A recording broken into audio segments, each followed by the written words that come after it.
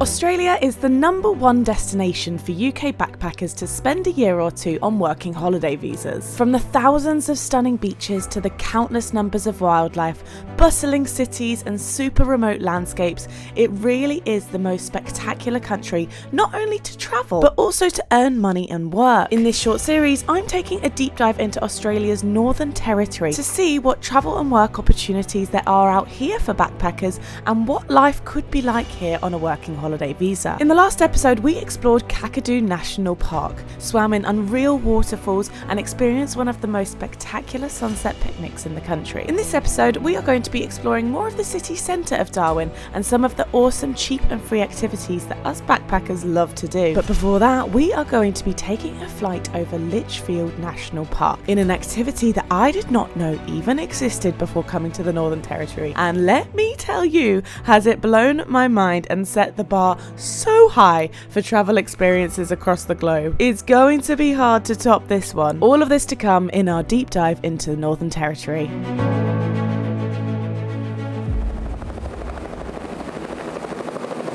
That's going to be us! So you're going to click it in, and when it looks good, it's going to look like that, kind of like a star at you. And then once you've finished with it, open it out, and these two are going to stay fixed, these two will come out.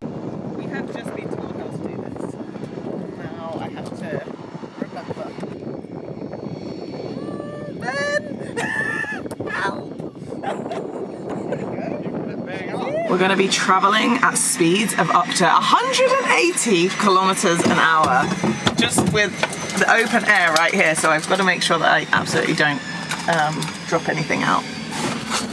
Please don't. Yeah. Much appreciated.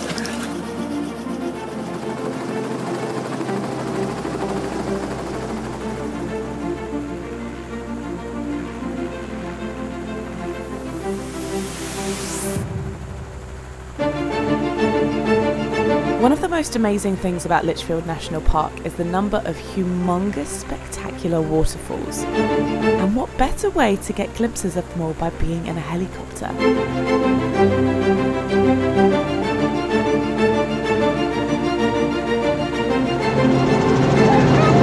Our pilot Ben whizzed us around circling the waterfalls from above. Before this one waterfall in particular, he found a nice little spot which we descended straight down onto.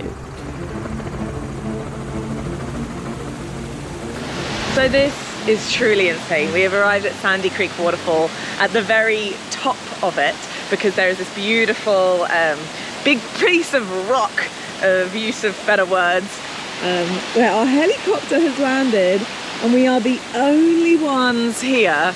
Of course we're the only ones here because there's no other way of getting here. This is so remote and it is so beautiful and the water is warm like last time, so I'm definitely going to go for another dip. I feel like I'm living in a dream or something. Or I need to be proposed to. Where's my future husband?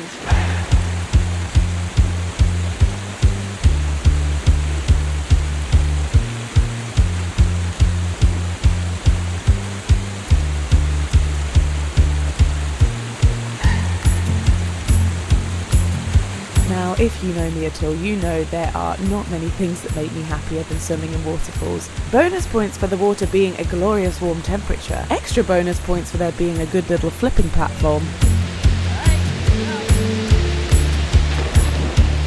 And even more bonus points for arriving there by helicopter. I mean, that's just ridiculous, isn't it?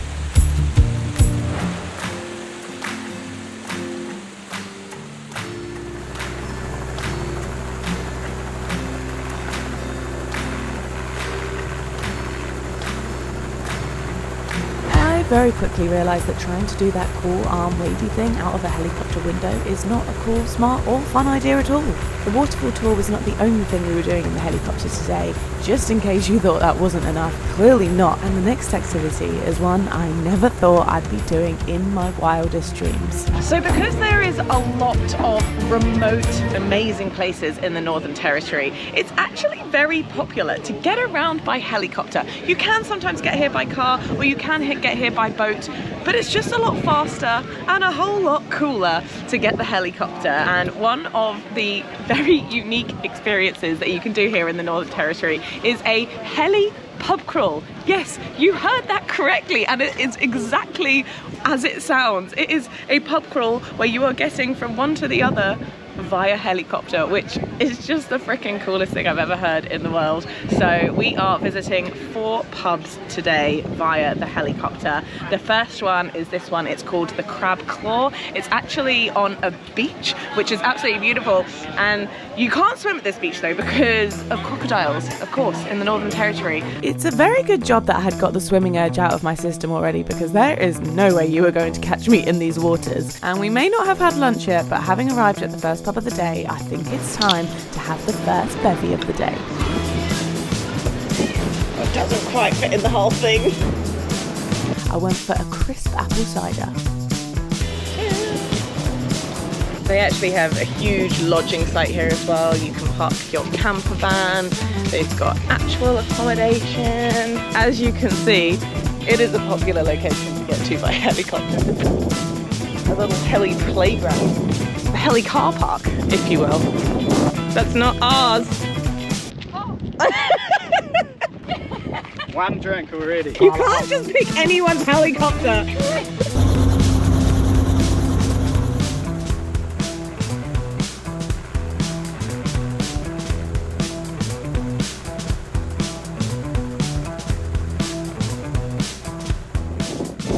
Okay, we've just arrived at pub number 2, which is called the Darwin River Tavern. Thank you, darling. The Darwin River Tavern is very authentic Northern Territory vibes with giant antique tables and handcrafted mahogany timbers throughout. And in true NT style, they even have a swimming pool where you can cool off. So it's just been a swift stop at the Darwin River Tavern, but it's been our food stop. We've had lunch here because they have a really delicious food menu there. They bring it up quickly and it is lunchtime.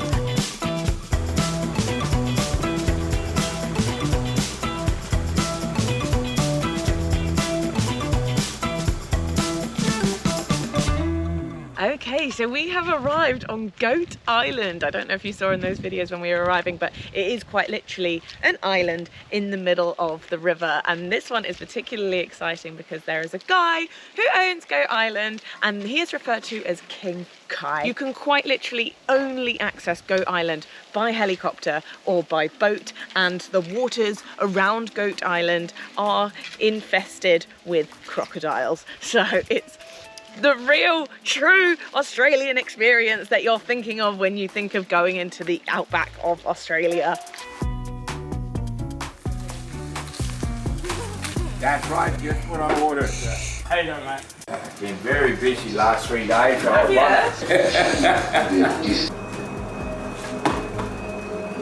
Oh, generous pour there, Croc. Yes, he is. Where were you beforehand? in a rural area of Darwin. Why did you decide to come to Goat Island? There's no traffic lights. Oh. And they put them in at Virginia where I lived before. No. Shopping centre. That's it. Sold everything, moved to Goat Island. Did you always intend for it to be somewhere where helicopters and come? Helicopters did not figure into the plans at all. No. It started 4 years, 5 years later. Yeah. And there was a little clearing there that I maintained, simply for the sake of security. In case someone had a bad accident, we could get them airlifted out. That was sort of my thought, so I just maintained it. Yeah. And then when they started doing helicopter pub crawls, well, I just had to keep expanding and expanding, because there was only room for one at that time. I haven't seen her yet, but she... I just saw her out there before. Yeah, now she'll be there. Casey! Come on, darling. Yes, come on. Here she is. No way. Yeah, you're a good girl.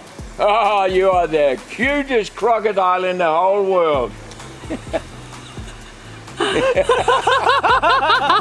Oh, well done, Kai. Well done. Oh my God.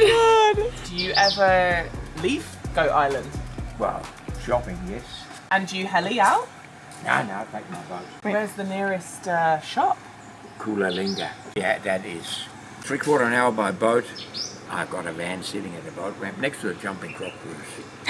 Oh, here she comes. She's coming up. She's like, you called. What do you want? Oh, good. So you're Kai and Casey. Yep. Ah, that's. I didn't couple. name her. The previous owners did, so she came with the island. when I Oh, bought okay. She came with the island. Do you know how old she is? it. Mid-late 30s. Oh yeah. That's the right age bracket, isn't it? Ah, woman in her prime. It is Stingy washes. a bit unnerving how Casey just seems to be no, they're inching nasty. closer. But I Like don't every wanna- time you look back, every couple of minutes, that she's just crawled a little bit closer. Ponytail palm is and 60 she's plus in years old. I this don't want to do any stance. damage to it. So No, sorry, I like the How texture of it. close I was is she looking at gonna its get? bulbous, Yeah. like root system. Sorry about that, Kai. No. I'm saying all it the for way your up. There's sake, nothing mate. to Yeah, I stop didn't. I don't believe from actually coming to sit where we are right now. Listen, a crocodile don't come further in on land.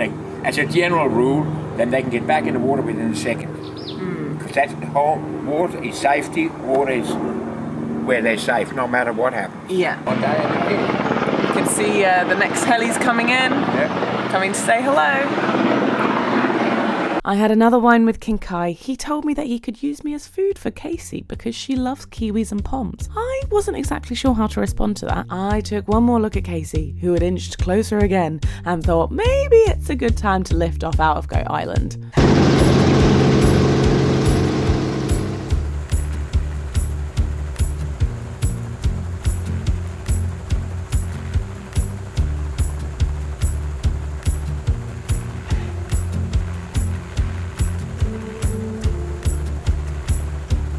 At this point, I am feeling very buzzy, and we have arrived at our fourth and final pub of the day, the famous Nuna Tavern. Yeah.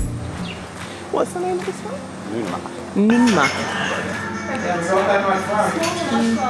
How you going? I'm Spokes. I'm from Nuna Tavern here in the Northern Territory. Welcome to our backyard. Nuna Tavern is a pretty unique place. We're known for our rodeos and all the events we put on, like the Shannon's Rockabilly car and bike show. We've also got the coldest tap beer in Australia as well, won awards for that. There's only 2 tropical beer gardens left in the Northern Territory, and this is one of them.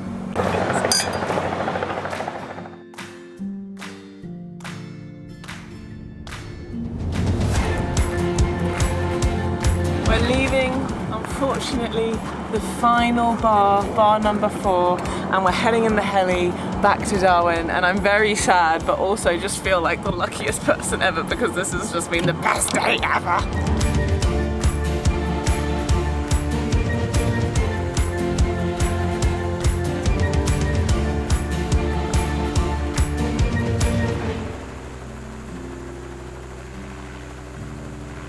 Landing back in Darwin felt like arriving back into reality after some wild and crazy dream that you never want to wake up from. But there's nothing like a bustling street market to snap you back into reality. We are here today at the Mindle Beach Sunset Market, which actually goes on every single Sunday night here in Darwin, and it's a super popular thing to come to as a local, but also super popular with the backpackers as well. You have hundreds of stalls full of fragrant food and little gifts, and it's such a great spot to come as a backpacker here because not only is it a fun and lively spot to hang out, there's so many options for cheap eats when you're just a little bit sick of cooking in the hostel kitchen. We've got ourselves some food. After looking through every single stall here at the Sunset Market, I have landed on the potato man, and I've got myself a nice big jacket potato, at least I'm assuming it's a jacket potato, with bolognese and cheese, and it's freaking huge. I'm excited.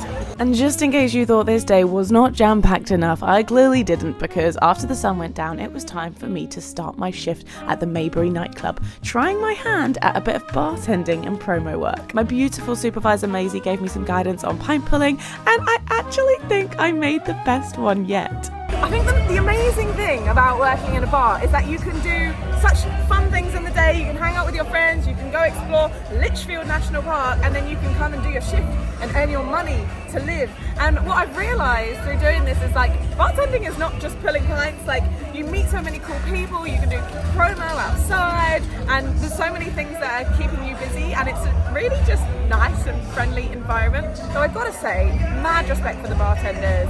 It's something that I've never done before and not very good at it. It's not one of my strengths, and it's hard. There's a lot to think about in a loud environment, and These guys work hard and they do super well. But working in the evenings is obviously not going to suit everyone's preferences, so what other jobs are there that you can do in the daytime here in the city centre? Today I am housekeeping at the Mindle Beach Casino Resort, and I'm actually in the Mindle Suite, which is their premier accommodation here, and it's so nice. It feels like a privilege just to be working here. It looks out onto one of the biggest pools in the Northern Territory, so I believe.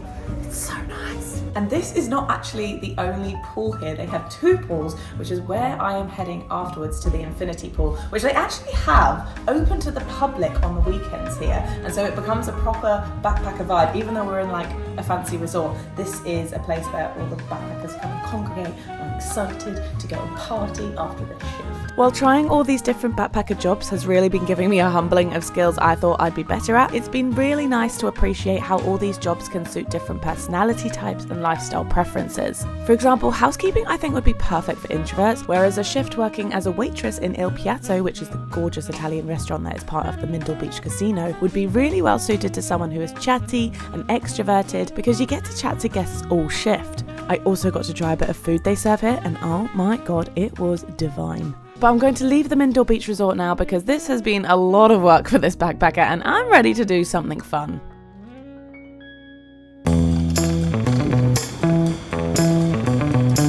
Now, as a backpacker, I obviously freaking love a free activity, and they have such a cool experience that you can do here right in the middle of Darwin City and completely for free. So Darwin is actually full of street art all over the city, and there is an app called Darwin Street Art Festival which you can download for free, and it basically gives you a bit of a walking tour around the city showing you all of the local street art. But not only just that, when you go through onto the app and you hold up your phone looking at each piece of street art, it comes to life in an animation, in an AI animation on your phone. You get to see information of the artist that has painted it, and also information about the piece itself and what the idea behind it is and what it illustrates, what it portrays. And I just think that's so much fun and brings such an interactive element into something that could just be a regular walking tour. The boxing Croc image from Red Handprints represents a time in the late 80s when my best mate's mum owned a small takeaway shop at Humpty Doo. We would go and help out sometimes and imagine the boxing Croc was our own territory version of Godzilla. In Japanese culture, Godzilla was a metaphor for the USA and the fears of nuclear devastation brought on by the events at Hiroshima and Nagasaki. So that is what we are looking at right here. They have these e-scooter bikes parked up all over the city, so we had a lot of fun cruising around on those looking at the street art. And while Darwin is a very walkable city, you just get around a whole lot faster on scooters. We're down at Darwin Waterfront, which is actually reminding me a lot of Cairns and Airlie Beach. You've got this free lagoon which everyone can swim in, people are sunbathing around, there are shops, there are restaurants. It's a really nice vibe around here, and actually I've spotted a wave pool as well, which is very cool. That one's not free, but it's not very expensive, and it's just a really nice vibe down here. And I love that about some of the Australian cities, is that they've just got this leisure area where everyone can come together, and obviously a really good place for backpackers as well because it's free and you can hang out. And Darwin Waterfront just so happens to be where I'm picking up my final waitressing shift at Wharf 1. And call me crazy, but I think I'm getting pretty good at these jobs now. You could throw me in anything. And I was actually quite sad because a girl working here asked if I was staying, and I desperately wish I was, because I feel like the bonds you create with work employees, especially when living and working abroad, are some of the strongest and most fun friendships that you make. So in the Northern Territory, we've been in a helicopter, been in a car, rode around on scooters, cruised down rivers, hiked through the jungle. But you know what we haven't done? Taken a speedboat out at sea while simultaneously drinking wine and eating fish and chips. We're just heading down to the Sunset Cruise in Darwin. Fish and chip cruise, of all things, which I believe is going to be exactly what it says on the tin. A cruise at sunset in Darwin, eating fish and chips. I'm very excited. It all sounds like amazing things that I enjoy.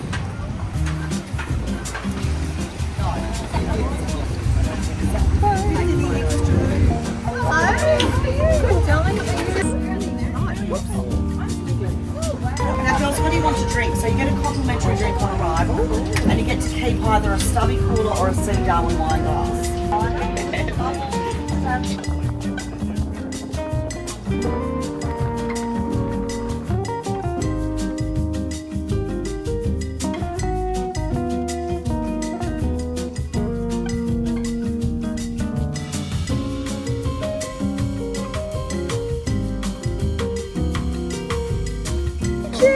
So the guys on the deck have picked us up a fish and chips from one of the local chip shops. Honestly, I don't even know where.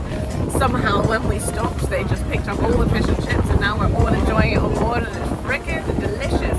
It's fresh. We've got the sea water wind in our hair, and it just feels like a very raw experience out at sea here in Darwin, and I'm freaking loving it. And I've got a bit of a buzz on as well with the top up of the Prosecco.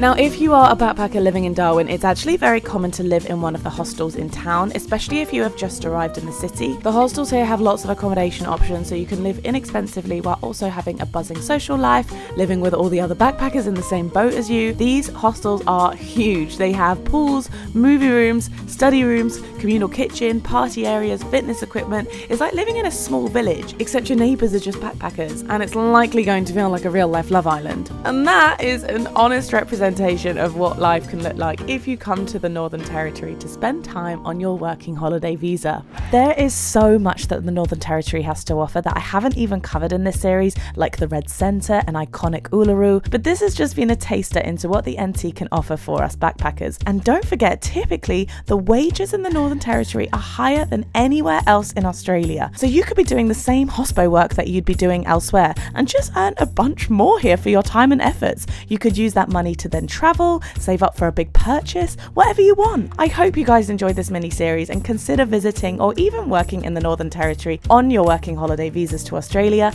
and I will see you in the next video. Bye bye. Never thought I'd be saying that I've just rocked up at a pub at 11 a.m. through getting here through a helicopter wearing swimwear because I've just swum in a beautiful waterfall in the middle of Litchfield National Park. Never thought I'd be saying that, but here we are.